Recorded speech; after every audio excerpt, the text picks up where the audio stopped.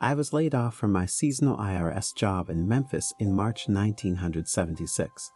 I was living in a duplex with a roommate and had just put down a deposit on a used Monte Carlo.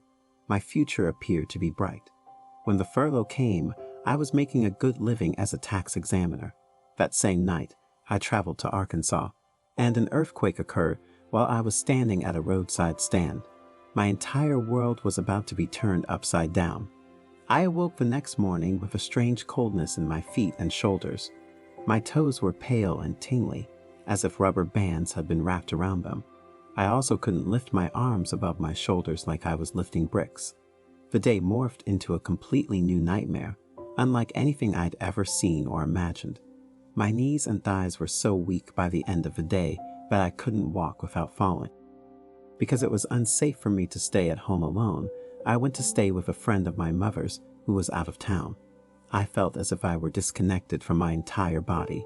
I had been in excellent health up until that morning. I was 20 years old, and riding my bicycle around town had given me strong legs, arms, and a healthy heart. When I tried to get out of bed the next evening to go to the bathroom, I fell to the floor and couldn't get back up.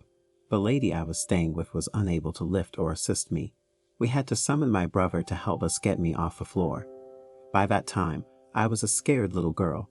I had no insurance and no income because I was on leave from my IRS job. My mother borrowed a wheelchair for me on the third day because I could no longer walk or stand. My brother arrived and helped me out of the car to take me to the neurologist's office. The doctor had a shocked expression on his face as he examined me. He hurriedly exited the room without saying anything, only to return moments later to inform us of the diagnosis. Guillain-Barré syndrome, he explained, was the cause of his paralysis. GBS. We waited, hoping he'd forgotten something, like a simple solution or treatment that would clear it up in a few days. I was in intensive care 2 days later, on my way to being paralyzed from the neck down. My mind was alert, but my body refused to move. I quickly grew tired of the never-ending days with 24-hour lights in the ICU and the visitor restrictions. I became restless and worried about what would happen. I choked after a nurse gave me a drink of water one day. Then I couldn't catch my breath. I thought I was on the verge of death as I struggled to gasp for air. I might have died if there hadn't been a mechanical respirator to keep me alive. Soon after, I was placed on a long-term respirator which whooshed and hissed as it pumped every breath out of me.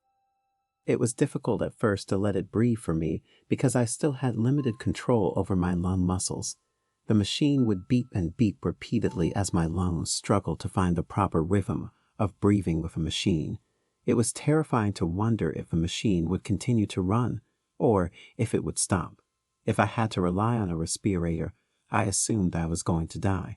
No one would tell me when I would be able to leave the hospital or when I would be able to get better. For this illness, all timelines were simply unknown. There have been and continue to be very few documented cases of Guillain-Barré syndrome of this severity. There were no known treatments or cures, so the only thing that could be done was to provide mechanical life support and wait to see if the body recovered on its own. I couldn't speak because I was on a respirator and had a tube in my throat. My nurses devised methods for me to communicate with them by clicking my tongue, blinking my eyelids, or answering their questions.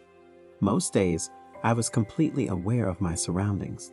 The doctor suggested that I be allowed to have a battery-powered television and radio, which were extremely rare in 1976. However, a television was discovered and placed at the foot of my bed. It was March Madness, and Memphis State University's basketball team was in the final round of the playoffs with a good chance of winning. When the final game was on TV, the medical staff came by to stand around my bed and cheered for the team from ICU. It was the highlight of my ICU stay, and knowing we had a winning team that year kept my spirits up. My 20th birthday was also spent in the intensive care unit. My sister-in-law requested that a candle be lit on a birthday muffin. With all the oxygen around us in the ICU, the match was down on the matchbook, ready to strike, when an observant nurse yelled, "Stop!" We celebrated anyway, without the candles, which was a bigger reason to smile that day.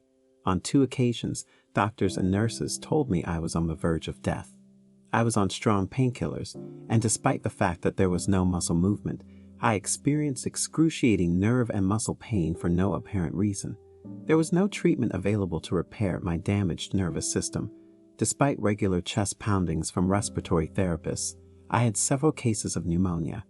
There were no miraculous drugs or treatments for the majority of the symptoms caused by paralysis. The next thing that happened was that I clearly saw an angel of death hovering over my bed, a figure with no face, and wearing a monk-style brown hooded robe. It scared me so much that I thought my spirit had jumped out of my body. I was floating above my bed, looking down at my body, seeing all the tubes in my lifeless body. Then I recall being in a dark room with a light shining from above, and all I could see were Jesus' knees, legs, and feet in his white robe. I'm reminded of a woman in the Bible who washed Jesus' feet with her hair and tears. That's me. The magnitude of unconditional love washed over me like a tidal wave. I, too, felt a sense of peace unlike anything else on the planet. I had never felt so much love or peace within my spirit before or since the experience. Jesus gave me the choice between remaining with him and returning to my motionless body to fulfill my destiny for God. I felt I hadn't done much for him up to that point.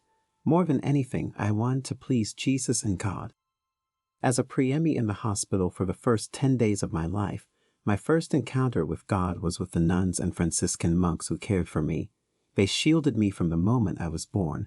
I feel as if I've had many angels comfort and encourage me over the years. It was June 1976 when I returned to my body. The ICU nurses said I nearly died a couple of times. That was all they could say about what happened to me there.